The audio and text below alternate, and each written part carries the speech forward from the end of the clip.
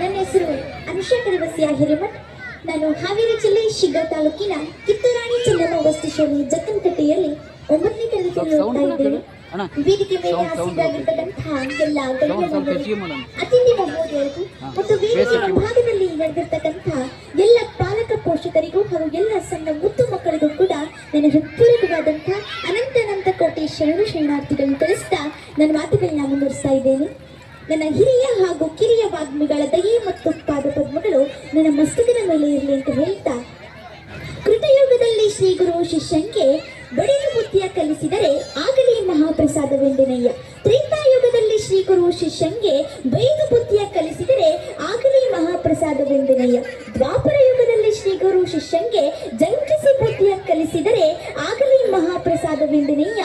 ಕಲಿಯುಗದಲ್ಲಿ ಶ್ರೀ ಗುರು ಶಿಷ್ಯಂಗೆ ವಂದಿಸಿ ಬುದ್ಧಿಯ ಕಲಿಸಿದರೆ ಆಗಲಿ ಮಹಾಪ್ರಸಾದವೆಂದೆನಯ್ಯ. ಗುಹೇಶ್ವರ, ನಿಮ್ಮ ಕಾಲದ ಕಟ್ಟಳೆಯ ಕಲಿತನಕ್ಕೆ ನಾ ಬೆರೆಗಾದೆನು ಅಂತಕ್ಕಂಥ ಅಲ್ಲಮ ಪ್ರಭುವಿನ ವಚನದ ಮೂಲಕ ನನ್ನ ಒಂದು ಮಾತುಗಳನ್ನ ಮುಂದುವರಿಸ್ತೇನೆ. ಇವತ್ತು ಗುಳೆದ್ಗುಡ್ಡ ಅಂತಕ್ಕಂಥ ಒಂದು ಸುಂದರವಾದಂತಹ ಪಟ್ಟಣದಲ್ಲಿ ಇವತ್ತು ಬ್ಲೂಮಿಂಗ್ ಸ್ಟಾರ್ ಅಂತಕ್ಕಂತಹ ಒಂದು ಎನ್ಯುವಲ್ ಡೇ ಅನ್ನ ನಾವು ಇವತ್ತು ಏನ್ ಮಾಡ್ತಾ ಇದ್ದೀವಿ, ಆಚರಣೆಯನ್ನು ಮಾಡ್ತಾ ಇದ್ದೀವಿ. ಇವತ್ತು ಗುಳೆದ್ಗುಡ್ಡ ಅಂದ ತಕ್ಷಣ ಇದು ನನಗೇನು ಹೊಸತೇನಲ್ಲ. ಯಾಕೆಂದ್ರೆ ಹೋದ ವರ್ಷನೂ ಕೂಡ ಈ ಒಂದು ಊರಿಗೆ ಬಂದಿದ್ದೆ. ಈ ಊರು ಅಂದ ತಕ್ಷಣ ನನಗೆ ಏನೋ ಒಂಥರ ಪ್ರೀತಿ. ಯಾಕೆ ಅಂತಂದ್ರೆ ಅಭಿಮಾನ ಅನ್ನೋದು ಈ ಒಂದು ಮಣ್ಣಲ್ಲಿ ತುಂಬಿ ತೊಳಗ್ತಾ ಇದೆ. ಜೀವನ ದೊಡ್ಡದಲ್ಲ, ಅಭಿಮಾನ ದೊಡ್ಡದು ಅಂತಕ್ಕಂಥ ಯಾವುದಾದ್ರೂ ಸಂದೇಶವನ್ನ ಕೊಡ್ತಕ್ಕಂಥ ಯಾವುದಾದ್ರೂ ಒಂದು ಊರಿ ಒಂದು ನಾಡಿನಲ್ಲಿ ಇದ್ರೆ ಅದು ಗುಳೆದ್ಗುಡ್ಡ ಅನ್ನೋದ್ರಲ್ಲಿ ಅನುಮಾನ ಇಲ್ಲ ಬಂಧುಗಳೇ ಅಂತ. ಇವತ್ತು ಗುಳೆದ್ಗುಡ್ಡ ಅಂದ ತಕ್ಷಣ ಇದರ ಇತಿಹಾಸವನ್ನ ಹೇಳಬೇಕು ಅನ್ನೋ ಅವಶ್ಯಕತೆ ಇಲ್ಲ. ಯಾಕೆ ಅಂತಂದ್ರೆ ಈ ಒಂದು ಪಟ್ಟಣ ಹೇಗೆ ನಿರ್ಮಾಣ ಆಯಿತು ಅಂತ ಎಲ್ಲ ನಿಮಗೆ ಗೊತ್ತು. ಇವತ್ತು ನಾವು ನೋಡೋದಾದ್ರೆ ಈ ಒಂದು ಊರು ಮೊದಲಿಗೆ ಒಂದು ಗುಡ್ಡದ ಮೇಲೆ ಇತ್ತು ಅಂತಕ್ಕಂಥ ಒಂದು ಕತೆ ನಾವೇನ್ ಮಾಡಿದ್ವಿ ಅಂತ ಕೇಳಿದ್ದೀವಿ.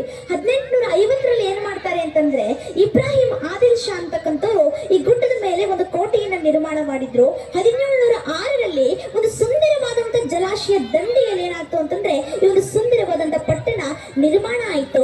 1750ರಲ್ಲಿ ಎಷ್ಟೋ ರಾಜರು ಏನ್ ಮಾಡ್ತಾರೆ ಅಂತಂದ್ರೆ ಈ ಊರಿನ ಮೇಲೆ ದಾಳಿ ಮಾಡ್ತಾರೆ, ಲೂಟಿ ಮಾಡ್ತಾರೆ. ಅವಾಗ ಏನ್ ಮಾಡ್ತಾರೆ, ಈ ಊರಿನ ಜನ ಹೆದರಿ ಭಯಭೀತರಾಗಿ ಏನ್ ಮಾಡ್ತಾರೆ ಅಂತಂದ್ರೆ ಈ ತಮ್ಮ ಭಯಭೀತರಾಗಿ ಗುಳೆ ಹೋಗ್ತಾರೆ ಅಂತಂದ್ರೆ ಇಲ್ಲಿಂದ ಓಡಿ ಹೋಗ್ತಾರೆ. ಆದ್ರೆ ದೇಸಾಯಿ ಅಂತಂದವರು ಕೇವಲ ಅವ್ರ ಮೇಲೆ ಇರ್ತಕ್ಕಂಥ ಅಭಿಮಾನಕ್ಕೆ, ಅವ್ರ ಮೇಲೆ ಇರ್ತಕ್ಕಂಥ ಸಹಯೋಗಕ್ಕೆ ಏನ್ ಮಾಡ್ತಾರೆ ಅಂತಂದ್ರೆ ತಿರುಗಾ ಬಂದು ಅದೇ ಒಂದು ಭೂಮಿಯಲ್ಲಿ ನೆಲೆ ನಿಲ್ತಾರಂತೆ. ಅಂತ ಎಂಟೆದೆಗಳ ಬಂಟರ ಅಡ್ಡ ಯಾವ್ದಾದ್ರು ಇದ್ರೆ ಅದು ಗುಳೆದ್ಗುಡ್ಡ ಅನ್ನೋದ್ರಲ್ಲಿ ಅನುಮಾನ ಇಲ್ಲ ಬಂಧುಗಳೇ ಅಂತ. ಅಂತ ಗುಳೆದ್ಗುಡ್ಡದಲ್ಲಿ ಇವತ್ತು ಸುಂದರವಾಗಿರ್ತಕ್ಕಂಥ ಒಂದು ಕಾರ್ಯಕ್ರಮವನ್ನ ನಾವು ಹಮ್ಮಿಕೊಂಡಿದ್ದೀವಿ. ಇವತ್ತು ಮಕ್ಕಳು ಅಂದ ತಕ್ಷಣ ನನ್ ಮೊದಲಿಗೆ ನೆನಪಿಗೆ ಬರೋದು ಏನು ಅಂತಂದ್ರೆ ಶಿಕ್ಷಣ ಅಂತ.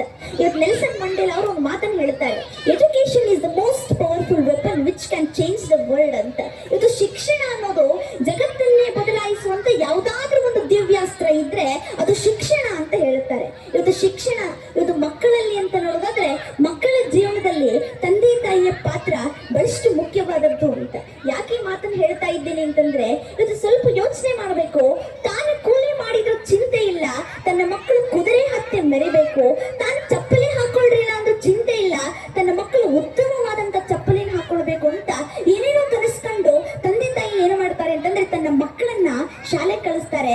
ನನ್ನ ಮಗ ಇವತ್ತು ಹೇಳ್ತಾರಲ್ಲ, ಹರಿದ ಬಟ್ಟೆ ಹಾಕೊಂಡ್ರು ಚಿಂತೆ ಇಲ್ಲ, ತನ್ನ ಮಕ್ಕಳು ರಾಜಕುಮಾರಿ ತರ ಇರಬೇಕು, ನನ್ನ ಮಗ ಕುಟುಂಬಕ್ಕೆ ಆಧಾರ ಆಗಬೇಕು, ನನ್ನ ಮಗಳು ಭವ್ಯ ಭವಿಷ್ಯತ್ತನ್ನ ಕಾಣಬೇಕು, ಇಂದಲ್ಲ ನಾಳೆ ಇಬ್ಬರೂ ಕೂಡ ಒಳ್ಳೆ ವಿದ್ಯಾವಂತರಾಗಬೇಕು ಅಂತಕ್ಕಂಥ ಒಂದು ಏನೇನೋ ಕನಸನ್ನ ಕಂಡು ಇಡೀ ಜೀವನವನ್ನೇ ತ್ಯಾಗ ಮಾಡಿರ್ತಕ್ಕಂಥ ಏಕೈಕ ಜೀವಿ ಜಗತ್ತಲ್ಲಿ ಸಿಗೋದೇ ಆದ್ರೆ ಅವರು ತಂದೆ ತಾಯಿ ಅನ್ನೋದ್ರಲ್ಲಿ ಅನುಮಾನ ಇಲ್ಲ ಬಂಧುಗಳೇ ಅಂತ.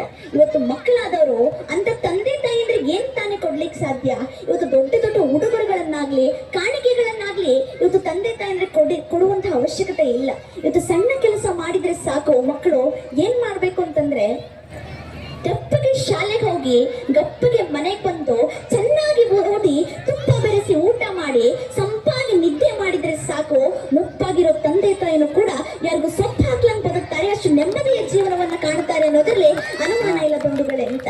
ಮಕ್ಕಳಾದವರು ಇಷ್ಟು ಮಾಡಿದ್ರೆ ಸಾಕು ಅಂತ. ಯಾಕಿದನ್ನ ಹೇಳ್ತಾ ಇದ್ದೀನಿ ಅಂತಂದ್ರೆ ಇವತ್ತು ಮಕ್ಕಳಿಗೆ ಶಿಕ್ಷಣವನ್ನ ನಾವು ದೊರಕಿಸ್ತಾ ಇದ್ದೀವಿ. ಇವತ್ತು ನಾವು ಮಕ್ಕಳು ಶಿಕ್ಷಣವನ್ನ ಪಡ್ಕೊಳ್ತಾ ಇದ್ದೀವಿ. ಇವತ್ತು ಮಾನವೀಯ ಮೌಲ್ಯದ ಶಿಕ್ಷಣವನ್ನ ಪಡೆಯುವಂತ ಬಹಳಷ್ಟು ಅವಶ್ಯಕತೆ ಇದೆ ಅಂತ. ಮಕ್ಕಳಲ್ಲಿ ಸಂಸ್ಕಾರ ಕಲಿಸುವಂತಹ ಒಂದು ಅವಶ್ಯಕತೆ ಇದೆ ಅಂತ. ಯಾಕೆ ಅಂತಂದ್ರೆ ಇವತ್ತು ತಂದೆ ತಾಯಿಯಂದ್ರು ಅಂತ ನೋಡೋದಾದ್ರೆ ಇವತ್ತು ಮಕ್ಕಳ ಮುಖ ತಪ್ಪಾಗಿದ್ರು ತಂದೆ ತಾಯಿ ಅಂದ್ರೆ ಸಹಿಸ್ತಾರೆ. ಆದ್ರೆ ಶಾಲೆಗೆ ಹೋಗಿ ಬಂದಿರತಕ್ಕಂಥ ಮಕ್ಕಳ ಮುಖ ಇವತ್ತು ಸಂಸ್ಕೃತಿ ಅಂದ ತಕ್ಷಣ ಭಾರತದ ನೆಲ ನಮ್ಗೆ ನೆನಪಿಗೆ ಬರುತ್ತೆ. ಯಾಕೆ ಅಂತಂದ್ರೆ ಇಡೀ ಜಗತ್ತಿಗೆ ಸಂಸ್ಕೃತಿಯನ್ನ ಹೇಳಿಕೊಟ್ಟಿರ್ತಕ್ಕಂಥ ಯಾವುದಾದ್ರೂ ಒಂದು ದೇಶ ಇದ್ರೆ ಅದು ಭಾರತ ವರ್ಷ ಅಂತ ಇವತ್ತು ಹೆಮ್ಮೆಯಿಂದ ಹೇಳ್ಕೊಳ್ಬಹುದು ಅಂತ. ಯಾಕೆ ಅಂತಂದ್ರೆ ಇಲ್ಲಿ ಒಂದು ನೆಲದಲ್ಲಿ ಇರ್ತಕ್ಕಂಥ ತಾಯಂದಿರೇ ಅಷ್ಟು ಪುಣ್ಯವಂತರು ಅಂತ. ಯಾಕೆ ನನ್ನ ಮಾತನ್ನು ಹೇಳ್ತಾ ಇದ್ದೀನಿ ಅಂತಂದ್ರೆ ಆಗಿನ ಕಾಲದಲ್ಲಿ ತಾಯಂದಿರು ತನ್ನ ಮಕ್ಕಳಿಗೆ ಸಂಸ್ಕೃತಿಯನ್ನ ಹೇಳ್ಕೊಡ್ತಾ ಇದ್ರು. ಯಾವ ರೀತಿ ಅಂತಂದ್ರೆ ಬೆಳಗ್ಗೆ ಎದ್ದ ತಕ್ಷಣ ಭೂಮಿ ತಾಯಿಗೆ ವಂದನೆ ಮಾಡಬೇಕು. ಯಾವ ರೀತಿ ಬೆಳಗಾಗಿ ನಾನಿದ್ದು ಯಾರ್ಯಾರ ನೆನೆಯಲಿ ಎಳ್ಳು ಜೀರಿಗೆ ಬೆಳೆಯೋಳ ಭೂಮಿ ತಾಯಿ ದೊಂದುಗಳಿಗೆ ನೆನೆದೇನ ಅಂತಕ್ಕಂಥ ಒಂದು ಶ್ಲೋಕದ ಮೂಲಕ ಏನ್ ಮಾಡ್ತಾ ಇದ್ರು ಅಂತಂದ್ರೆ ಮಕ್ಕಳ ಜೀವನವನ್ನ ಮಕ್ಕಳ ದಿನಚರಿಯನ್ನ ಏನ್ ಮಾಡ್ತಾ ಇದ್ಲು ತಾಯಿ ಪ್ರಾರಂಭ ಮಾಡ್ತಾ ಇದ್ದಂತೆ. ಕೇವಲ ಅದಷ್ಟೇ ಅಲ್ಲ, ಆಗಿನ ಕಾಲದಲ್ಲಿ ಮಕ್ಕಳಲ್ಲಿ ಎಂತಹ ಸಂಸ್ಕೃತಿ ಇತ್ತು ಅಂತಂದ್ರೆ ಎದ್ದ ತಕ್ಷಣ ತನ್ನ ಕಾಲನ್ನ ನೆಲಕ್ಕಿಡುತ್ತೆ ಮಗು. ಅವಾಗ ಅನ್ಸುತ್ತಂತೆ ಇದು ನನ್ನ ಕಾಲಿಟ್ಟಿದ್ದು ಭೂಮಿ ತಾಯಿ ಮೇಲೆ, ಈಗ ನಮಸ್ಕಾರ ಮಾಡಬೇಕು, ನಮಸ್ಕಾರ ಮಾಡದೇನೆ ನನ್ನ ಕಾಲನ್ನ ಸ್ಪರ್ಶಿಸಿದ್ ಬಿಟ್ಟಿದ್ದೀನಿ, ಈಗ ಮೊದಲಿಗೆ ನನ್ನ ಕ್ಷಮೆಯನ್ನ ಯಾಚಿಸ್ಬೇಕು ಅಂತ. ಅವಾಗ ಆ ಮಗು ಹೇಳುತ್ತಂತೆ, ಸಮುದ್ರ ವಸನೇ ದೇವಿ ಪರ್ವತಸ್ಥ